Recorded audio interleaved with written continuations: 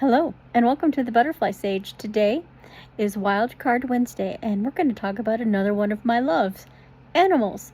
So I'm going to introduce you to my livestock guardian dog, Khaleesi.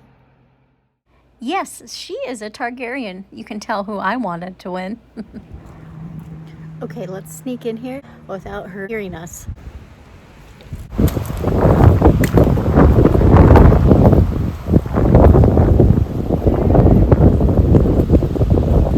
Are probably gonna tell on us.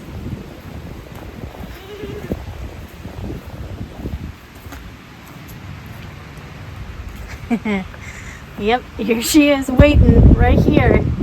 Hi, my pooch. So I'm not gonna open the gate because I don't want her to think I'm going to let her out and back up. It's our guardian dog. Can you say hi?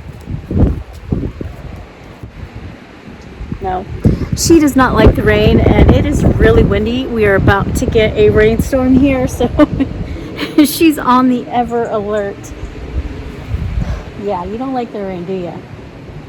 I don't blame you. But she has a barn that she can go in. She's not much of a talker usually, are you, my pooch? Unless there's a predator around, then she barks profusely. And this, what I'm doing right here, reaching into the fence to pet her, I highly suggest never doing that to any livestock guardian dog. I can only get away with it because I am her person.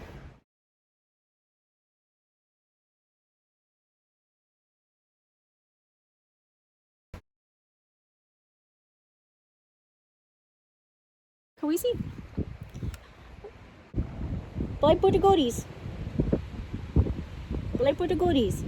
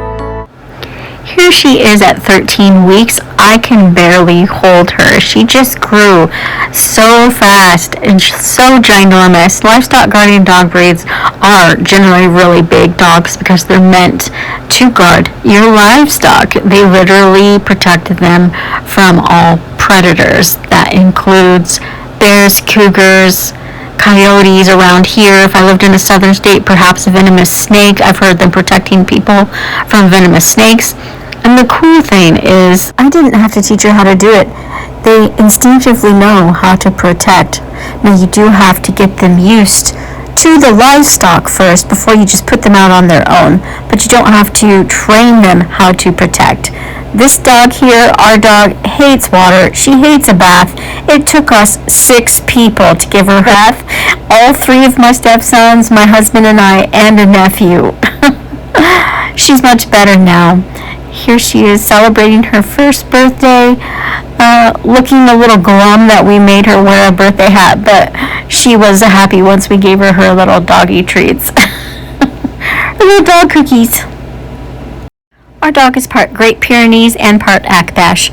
Akbash breeds are aggressive, but Great Pyrenees are good with kids and very family oriented, which is why we chose them. We wanted a little bit of an aggressive one with one who would do good with family, because these pictures right here say it all. My son decided to take an 88 Photoshop shoot with our dog, and if you look at the first picture, you can see that she's all happy to see him and greet him, and then she slowly gets more annoyed by the end.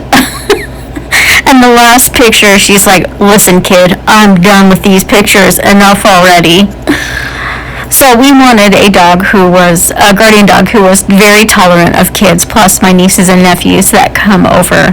Now with livestock guardian dogs, because they are so protective of their livestock and people, you do not want to mess with them. Don't walk into a yard that has a livestock guardian dog without the owner going with you and introducing you to their dog first, because you may get bitten, and they have quite a big pound per punch. Their pound per square inch of bite force is stronger than a pit bull. So they're meant for crushing, their teeth are meant for crushing bones and killing coyotes and keeping predators away. Around here, our big predators are bears, cougars, and coyotes. We don't have any wolves, at least not yet anyways. But there's lots of little predators for chickens, because chickens are basically prey for everything, including raccoons, weasels, skunks, possums, birds of prey, you name it. And these dogs are amazing. They're so astute and observant to even look in the sky and watch out for the birds of prey. There is a gentleman called Dr. Chris Brown who has a little episode on his Facebook page about livestock guardian dogs. I will try to remember to put the link in the description. I highly suggest watching. It's very entertaining. He takes a drone to mimic a bird of prey, and these livestock guardian dogs do their job, and it's amazing. It actually makes me cry to see them work like that, and I just love it. My dog does the same thing. When she sees a predator in the air, she'll bark, and the birds know that bark, and they'll go running into the barn and away from the predator, and she'll stay out and protect them from the predator. Now, if she had someone else working with her, one would stay with the chickens and the birds while the other one would go out and go defending off the prey. It is amazing to watch, and I feel like us humans have been given a great gift with these dogs.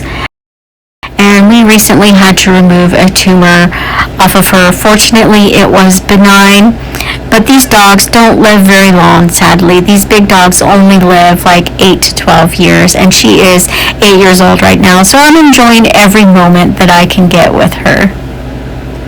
She's more than a protector. She has been there for me emotionally too, through hard times.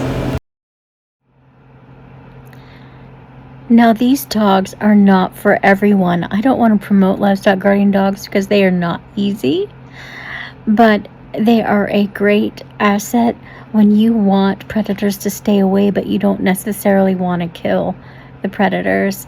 And they also help out with human predators too. And they have issues. Resource guarding is a huge one. We have to feed her separately. That's why we feed her on the balcony. And one of the reasons we bring her up at night, because we don't want her out there alone with cougars and bears by herself. But we do not have like lots of acreage where we need more than one guardian dog. So that is why we're doing it with just one. But they are not easy. Please do your research before getting one. I feel like we got lucky with our livestock guardian dog, and I will forever love Khaleesi. Oh my goodness, my Khaleesi's eye. What's she doing? What's she doing? Oh, you hungry? You hungry? Okay. Thanks for watching, and until next time, feed the pollinators for me.